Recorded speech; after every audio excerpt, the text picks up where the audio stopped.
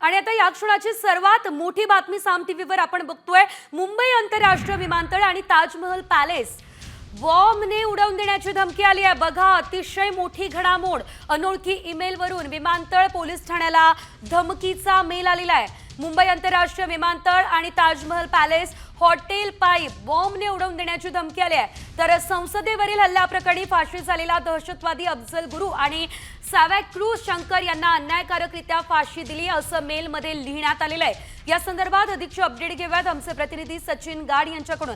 सचिन, आपण बघतोय जेव्हापासून पहलगाम हल्ला झाला आणि नंतर ऑपरेशन सिंदूर या कालावधीमध्ये मोठ्या प्रमाणात मुंबईला धमक्या दिल्या जात आहे आणि आता तर थेट ताजमहल पॅलेस पुन्हा एकदा या ठिकाणी हल्ल्याची शक्यता। काय अपडेट?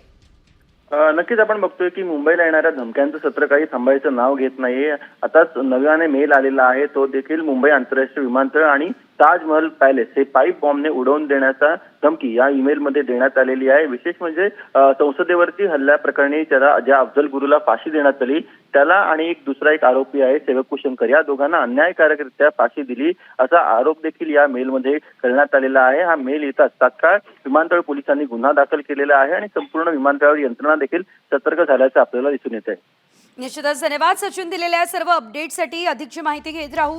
आपण बघतोय अतिशय मोठी बातमी आहे। मुंबईमधलं ताज हॉटेल हे तेच ताज हॉटेल 26/11चा हल्ला म्हणजे ताज हॉटेलची आठवण लगेचच होते आणि हेच ताज हॉटेल पुन्हा एकदा उडवण्याची धमकी जी आहे ती देण्यात आलेली आहे।